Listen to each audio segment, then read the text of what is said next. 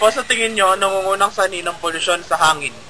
Para sa akin yung paprika na mga masama chemical. Yung pinaka number 1 kasi yung pinaka nila, diretso nung saan eh. Tapos pangalawa, yung sasakyan.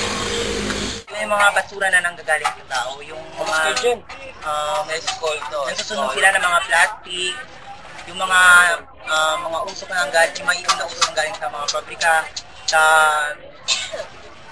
sasakyan. Ang pangunahing sanhi ng ating polusyon ngayon ay ang masamang paggamit ng teknolohiya. Yung pangunahing sanhi ng air pollution ay yung usok galing sa mga sasakyan.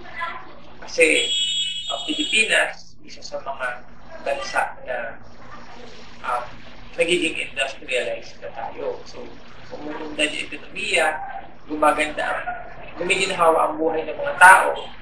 So, ang effect nun, yung mga taong dating nagko-commute lang, nakakabili na sila o nakakarenta na sila kahit mga second hand na kotse.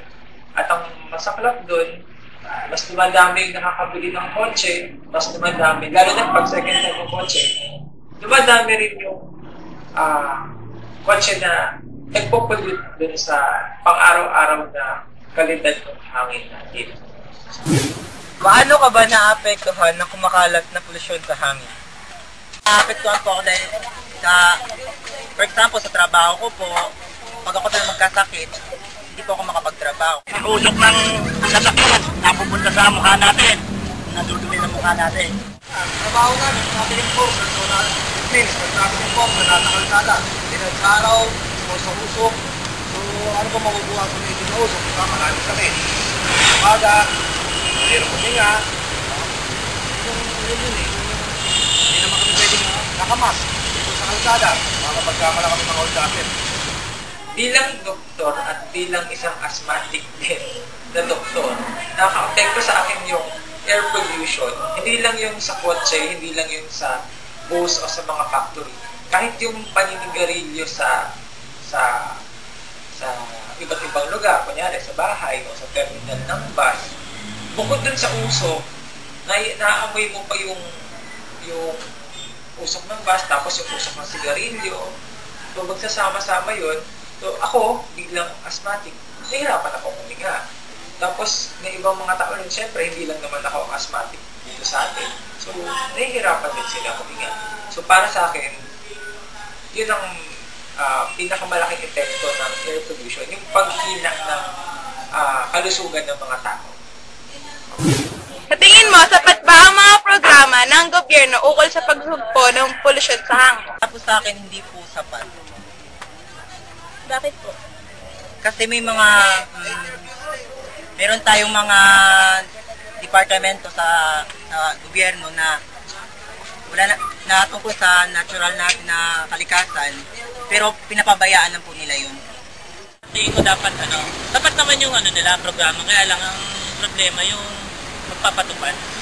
Kasi minsan may mga programa, mga anti-pollution, hindi lahat kasi nasusunod. Yung iba na pagbibigyan, minsan iba, may mga lugar na bawal mag-pollute o gawa ng problema na gano'n. Pero wala naman taong nagpapatupad doon sa lugar na yun. Yun ang programa. May alakaw. Bakit po? Balik-balik lang ang problema po. Paulit-ulit na programa. Kung talagang halis na puta siya, ako gobyerno. Wala na tatakpan yan. Wala na tatakpan. Wala na tatakpan yan. Dahil pag-fishing ko lang yan. Pag-chat na lahat yan. Kaya ating yung sa ganun sistema, yung programa ng gobyerno, ang system, yung nagpapatupad. Wala i-implement pa sa ayos. Kasi, mga interview mo ng mga bus na yan, mga yan. Bakit yung iba dyan hindi nakapara sa mga anti-school building units, mga operation? Meron sila kasi mga clearance. Valid sila, 1 month, 2 months, 3 months, hindi sila pwedeng isalang. Kasi, yun ang mga disadvantage. which is yun yung paraan ng gobyerno. Totally itong problema na ito, hindi naman ito mawawala eh. Ang tama na lang dito, mabawasan. Ito lang yun. Yung pinaka-main bottom line dito, mabawasan ang solusyon. Para sa akin, hindi. Kasi, unang-una, yung, like for example, itong Metro Manila, masyado ng madaming tao. And, alam ko merong ratio, hindi ko lang maalala kung ano yung ratio na yun, na bilang ng dami ng tao at bilang ng dami ng puno na kailangan itanim sa isang lugar. So, ngayon, lalo na ngayon, di ba, may mga condominium, tapos may mga, madami ng mga puno, mga palayan na ginagawa ng subdivision. So, hindi napapalitan yung mga punong pinuputol para gawing mga mall, gawing mga subdivision. At the same time, mayroong mga programang gobyerno natin pero parang hindi naman napapatupad. Yung Clean Air Act, parang hindi ko niya maalala kung ano nga ba yung pinatupad nila doon sa Clean Air Act. Tapos, ang LTO, laging mayroong registration ang mga kotse. Pero kung may registration ang mga kotse, bakit hindi nauhuli yung mga smoke belcher? Meron pang emission test na nalaman. Pero hindi sapat yung ginagawa ng mga ahensya ng pamahalaan natin. Or baka naman, pinapalusot nila kasi yun nga, hindi naman tayo ganun kayaman na bansa para magpalit ka ng kotse every 5 years para hindi bumuga ng usok yung kotse. Kung magpapatuloy pa ang ganitong sistema sa ating komunidad, sa tingin niyo po ano ang mangyayari sa mga tao, sa ating kapaligiran, o maging sa mundong ating ginagalawan?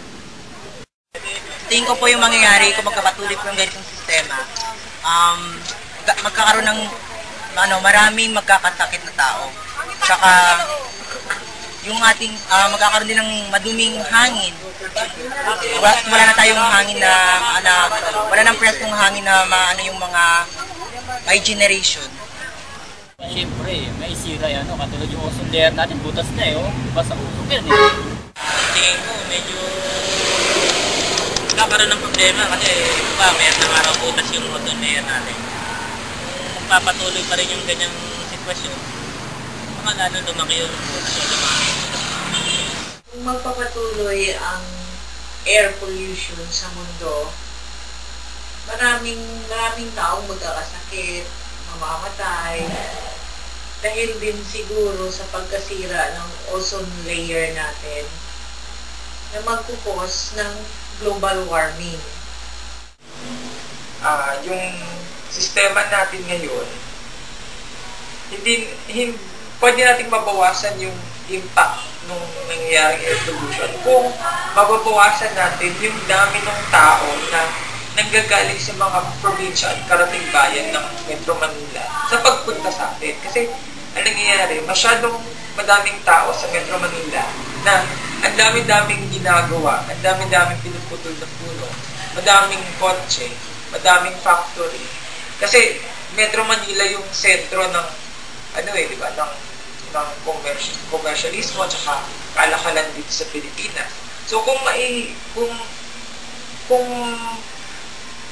ikakalat natin yung mga komersyalismo sa mga probinsya, hindi ganun kalaki yung impact ng pagbabawas ng mga puno at saka ng air pollution.